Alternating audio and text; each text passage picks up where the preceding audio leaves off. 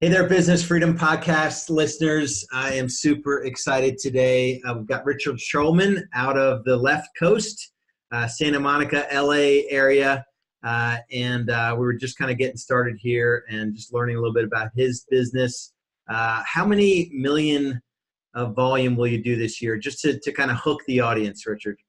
I think we've closed everything that's going to close this year, but about $138 million in volume. Awesome. So there's the hook. So this guy's been around the block in real estate, and he's going to tell us the good, the bad, the ugly about his journey. So let me start there.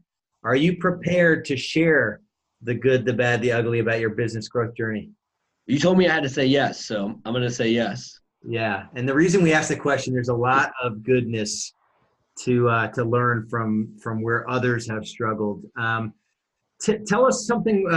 Get us started here personally. Like what motivates you? You got a family. How'd you get into real estate? Kind of set the stage for us here. Sure. So, interesting origin story to my real estate career. I never really thought of real estate as a career. My family's not in real estate. They didn't have any particular interests. So I became a painting contractor in college. I did one of those student painting companies that some people may be familiar with. And I never thought of myself as a salesperson, but I did very, very well. I was their top salesperson. I think I broke or set a lot of the records, which I'm sure have now been broken. But I just was, for some reason, really good at selling home painting jobs, which is, not anything I would have guessed or my parents would have guessed. And oddly enough, they sort of ran it like a Keller Williams operation, is that they realized I was terrible at painting the houses, but really good at selling the job. So I got an operations manager. And so I was just doing sales. He was doing the operations. We split the profit, and it was going really well. There was a recession. We thought, painting business is going to, where. And then we started getting a ton of jobs, even more than before. And it was because there was a housing boom and everyone was painting their house and selling it. And so we both thought, I don't know if you've ever painted a house, Lars, or anyone listening. Painting a house is really fun one time, but painting a house like 40, 50 houses each summer sucks. So everything you own gets paint on it eventually, and your hands are always covered in paint. And I'm not even doing the painting. So I got into real estate, moved back home to LA, got into real estate, and that was the last time I ever painted anything. Awesome. Other question was, I do have a family. I have 3 little kids, 6, 4, and 1. And so, I work for them. I listen to Gary. I'm trying to create a legacy for them so that they can do whatever they want to do, that they're always taken care of. That's the only thing that gets me up in the morning, or I guess let's say the main thing. Yeah. Awesome. So let's get the motivational ball rolling.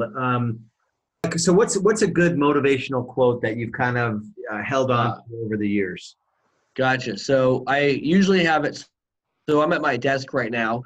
I usually have it hung up right there. And if anyone comes in my office, I point to them. So I'll see if you guys can see this. And that's from Star Wars. Try not. Yeah.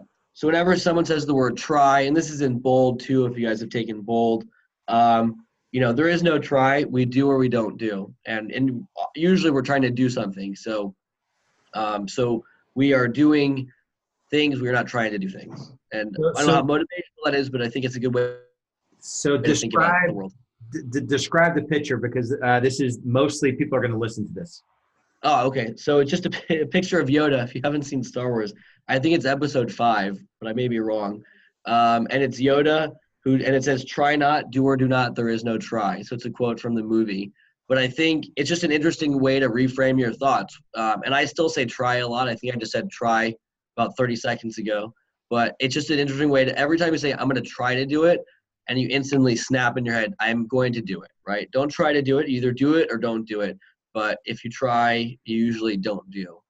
Yeah. And so there's probably more eloquent quotes than that, but that one always keeps me centered on, just really think, I think mindset's really powerful. So just the mindset of doing or not doing is better than the mindset of trying. Yeah, for sure. And of course, we tell our kids to try their best, which is a weird contradiction to that. Do your best. Yeah. So let's kind of break down your growth in real estate. So I want to, so for example, my growth, you get into the business, you don't know what you don't know, you get busy, you probably do the right things, and then you're hiring an assistant, maybe you're hiring a couple agents, let's break down that first phase of growth for you. When did you get into the business? How long did it take you to get busy? What'd you fail at? What'd you do really well? What'd your schedule look like? Let's go back to when you first got into the business.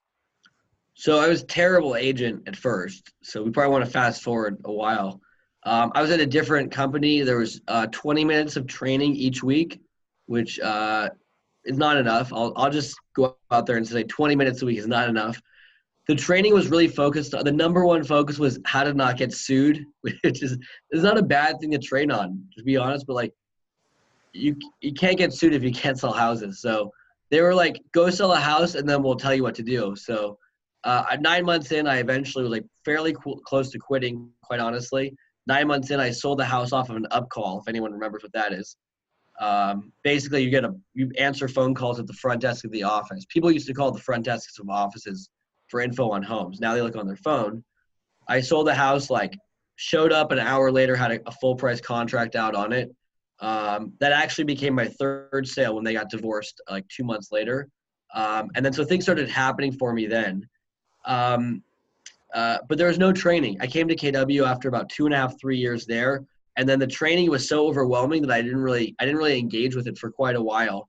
And so it took me another couple years to get really engaged in the KW training. And I would say that's where really the growth happened, when I really got engaged in how do you run a business like a business. You know, one of our challenges here in LA is our price point's so high that, you know, you were saying your agents are doing 7, 9, 11 units a year. You do 7 units a year here in LA at a 1-2 price point, you're making a nice living. And there's you're not driven or pushed necessarily to solve a lot of your problems. So by jumping into the training, eventually I was able to really, okay, how do we create a business? How do we create abundance for myself and for my team members? Yeah. And just so everyone understood the comment, it was the agents on our team do 100+ units on average. When you made when you said your agents, it was in our market center. Right. And those are fairly average numbers according to NAR as well. Yeah. So we were chatting about you know, in the number one KW market center in the world, our average agent will sell 7 homes. And you know, that is what's broken with the industry. There's not a lot of focus on, you know, how do you make a great living in real estate? You know, how you build a sustainable business. So let's break down what did the second, third, fourth year look like? Like, when did real estate start to take off? When did you get a first assistant? When did you sort of start to figure out, you know, what are some lessons you learned in those early years getting in the business? So I did everything wrong. We don't have enough time probably to cover that. You probably have more interesting people to talk to. But a funny story is at the bottom of the foreclosure market in 2009, I had one of these guys. I'm sure if anyone's dealt with foreclosure investor before, this guy kept calling and saying, I want to buy this house. I want to offer 50% of the asking price, but I'll pay cash. So you've had those. If you guys are new agents, you may not have seen that market, but you'll see it soon enough when the foreclosures come and these guys are, you know, driving around trying to offer 50%. And so I wasn't calling the guy back because, you know, it's crazy. No one's going to do that. He found the owner of the office's number, who I'd never spoken to before. She called me and said, he will never call me again, whatever you have to do. So I go to the office meeting and I say, I need someone to help me show properties, and thinking I'm going to pawn him off on someone in the office. And this guy stood up, Peter, and Peter said, I'll do it. I said, here's the guy's info. He wants to see homes this Saturday. Peter calls me Sunday. He says, so we're in escrow for like $1.3 million. And I'm like, you're such an idiot, Peter. You don't even know what you're doing. You're a new agent. You're not an escrow. You probably wrote an offer. I'm like, send me the papers you have. He had a fully executed contract, $1.3 million, all cash, 10-day close. So I'll send Peter a link to this. Peter ended up being a buyer's agent of mine for about 6 years after that. So then I said, oh, we got to get a contract on how we're going to share this deal, because we just sort of said that handshake. And so that was the buyer's agent. And then I realized the power of leverage, that I had leads and I could teach Peter and eventually other buyer's agents how to work those leads.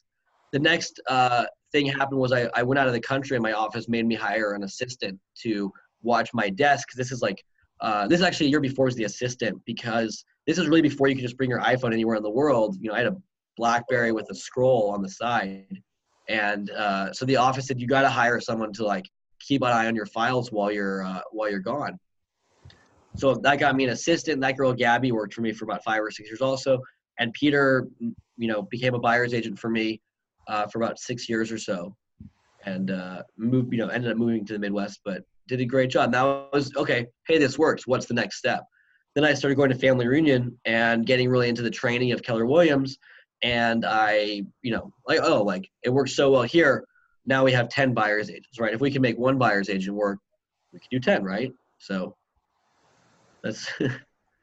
And so, so during that time where it's funny that, my first assistant stayed with me for 7 years and my first buyer's agent stayed with me for 7 years. And that just having a couple, 3 people that were consistent, because if your journey was anything like mine, it wasn't always, perfect hiring practices, where agents didn't want to work very hard and they weren't going to treat, the leads with the respect that they needed to be treated with. But so what's the second phase of growth for you then? So when are you at, when do you get to 40 to 50 million?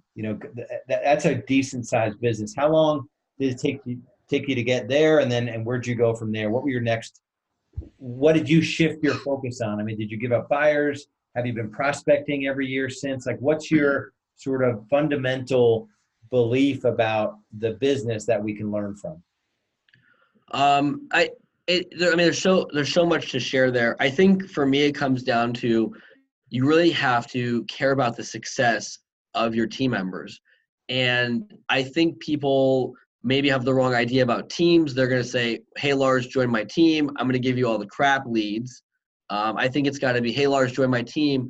I'm invested in your success. And as a result, I'm going to give you an equal opportunity to the crap leads, but also to the great leads, like the come list me's, because it's not possible to build a team around, okay, well, Richard's going to take all of the easy come list me, vacant home, high price point, out of area seller, and you're going to take all the difficult buyers, because that's not going to work. So for me, the most important thing is just, how do I help my team members succeed? Because if they succeed, then I succeed.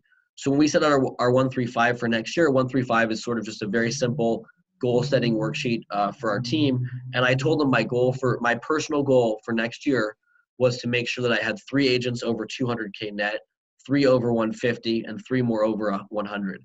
So I know that, my one thing, and I'm using a lot of KW lingo here, but I know that if I focus on getting them to success, then I don't need to do anything else, because if they're successful, the team is successful. So I give up all the leads to them. I only really work with, personal friends or repeat clients of mine, and I just try to help them succeed. So I hope that answers the question. But that's really the first thing that popped into my head. Yeah. Let's talk about something that I don't think is shared very often in our industry. Some of your failure points. Anyone that's building something, there's got to be some failure in there, in their journey. Yeah. What are some failures that, maybe some tough time where it wasn't a lot of fun, maybe you considered giving up? Well, I'll give you 2 examples. First, I would tell you, and this is something that it took me a long time to learn, is I was always looking to hire the least expensive people, and I was always unhappy when I got poor results out of that. So now when I hire people, I'm looking for the best people and to pay them the best money. And so that was, it may sound, everyone's like, oh, of course, I'm not going to do that, or I'm not doing that. But I think we all start that way, or most of us start that way. And that doesn't work. And that took me I've been to a lot of hiring and training classes, and that doesn't work at all. So that's really the good lesson. I think, my observation about real estate is that most people don't stay in real estate more than 10 years. And this is now my 15th year. So, quite honestly, there's a lot of burnout. It's hard to like wake up every day and be like, Lars, your home is overpriced. Can you drop the price, please? Yes, I know you have the best house in the block, but it's not selling. So the market's telling us that it's overpriced. It's hard to get up and do that. We can say every day is different, but every day is the same, right? Like, call your sellers, call your buyers. Lars, please take my offer. My buyer's the best. Like, it's hard to wake up and do that. I went through an experiment with a friend of mine to sort of solve that. And he said, go find a job that's better than your job. And I sincerely spent over a year talking to people, thinking about it. And I came back a year later and I said, there is no job better than selling houses to people. The money you can make, the freedom that you can achieve for yourself, the success you can get for your team members. And, without sounding corny about it, like, I believe, and I'm sure that you do too, I really believe that we can make a difference in our clients' lives. There's still a lot of underperforming agents out there, and there's still a lot of opportunity. Real estate's a field where an average person could buy property and become financially above average. It's the easiest and maybe the only way to do it. So, those four things combined make real estate such a great job that I got past my disappointment, and now I'm once again contented. Yeah, it is. I mean, perspective is everything. We and my kids don't get it. We live in this beautiful house, and we went to a meal packing event with our Y Guides troop, and we're packing meals that would end up in a third world country where every 6 seconds a child dies. And it's like, not that, I mean, our worst days are like 1,000 times better than most of the world. So that's really interesting, though. There really is no better with all the challenges that we have to put up. There really is no better job, and you can make this into a business and sort of make that switch over and help people, obliterate their limiting beliefs and have, Mm-hmm. The agents on my team that are making, we have a couple agents that'll make 225 this year, and they maybe they could do it on their own, but I'm pretty sure they couldn't, because they can't do all the details of everything by themselves. They'd have to hire an assistant. They'd have to generate their own leads. They'd have to do all these things. So let's dig into the current business a little bit. Tell us about your team structure, number of agents, top agent, what volume will they do, lowest agent, how do you onboard new team members? Let's just kind of dig into everything you got going on for the team. Can you hear me okay? Sure. So the team right now, 10 buyers agents. We have a couple of expansion agents that sort of operate in concert with the team. We have a 3-person administrative team with 1 person as the administrative head. I'm going to lose count of all the people, but we'll edit it later. I've got a director of sales / sales manager / internal coach. And we've got a couple, runners, showing assistants, etc. So the big hire this year was we replaced and upgraded our sales manager, training manager, coach, whatever you want to call it. But it's really important to us to have our agents do the Keller Williams training, but also layer on top the training they could get with our own internal training. So we're adding 4 or 5 hours a week of structured training to the team, plus a lot of take-home material. Our buyers agents are newer on average. We've had some people move out of town and some turnover there. So our top 2 agents did about 15 million in sales volume this year. One was a 4th year on our team. One was 5th year on the team, but 1st year in sales. So that's good. We've had almost everyone else over 8 million in sales, except we have a couple new agents who are on that path. So we've had quite a few agents who've gotten to 8 million, and we expect next year to have a couple people hit 20. 20 would be that benchmark we'd like to see people hit. If 8 million a year you asked about bottom. If you're not doing 8 million a year on the team, I mean, you're there's not a place for you. It's not profitable enough for us, and it's not profitable enough for you. And if you're not profitable, like we've been down that path before, it doesn't go well.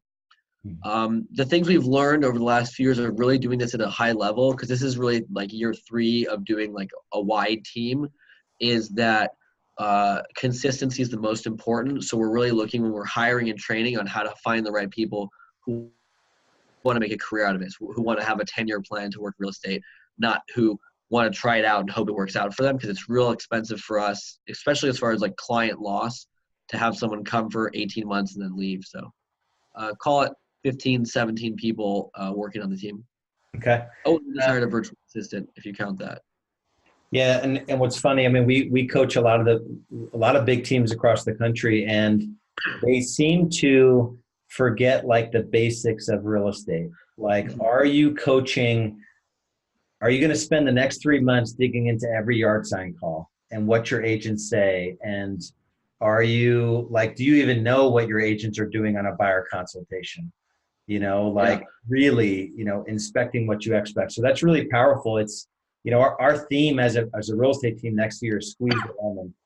We cut out all of our home search leads for next year. We cut out about 10,000, cut our radio in half from 20 to 10. We cut out probably 2/3 of our Clients for Life program spend, and we're still expecting to increase, but we're just going to do it on less and getting better at our skills. And that's a nugget right there.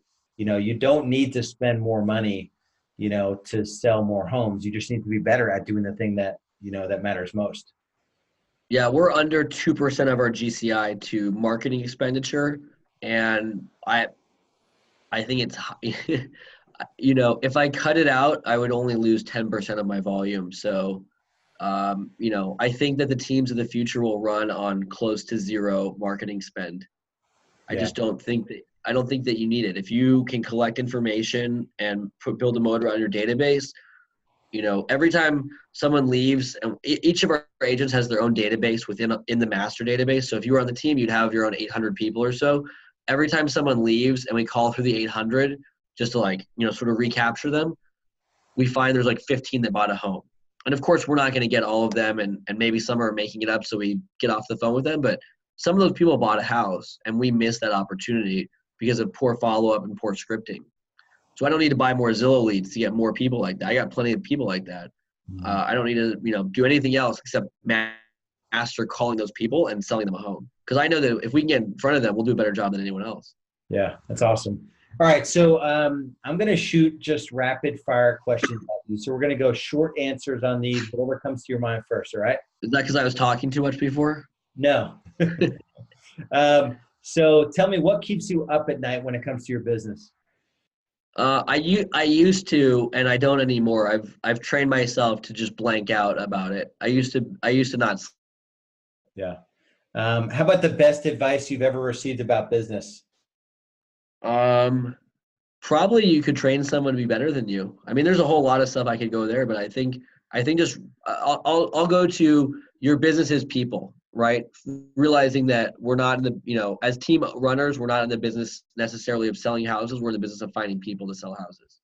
Yeah. And that's a big, again, sounds simple. It's such a big mindset shift to be like, my job is really is my people and not my, they handle the clients. I handle the people that handle the clients. Yeah. How about a personal daily or weekly habit that you believe contributes to your success? I am in the office every day at 8:30 after I drop off my oldest kid at school, and I start my day. I know that people disagree with this. I get in the office. I'm one of the first ones here. Inbox zero, first thing. First thing I do is I clear my inbox, then I do my prospecting. That's it every day. And how many hours do you spend? How many hours do you spend? Now during winter break, it's different. What's that?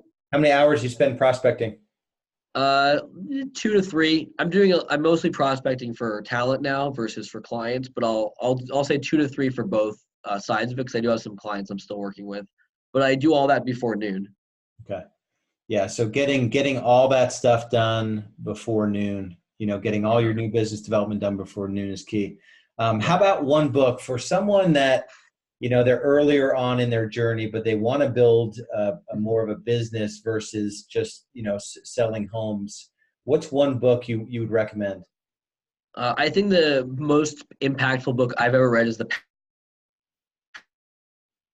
Power of Habit by Charles Duhigg. It's an excellent book about maintain habits, and habits are so when you talk about showing up at the office every morning and doing your lead prospecting. So awesome. I would absolutely start there. And if you had to do it all over again, what would you do differently? I would really appreciate, I think now I appreciate the training. Now I go to all the training. I do a ton of it.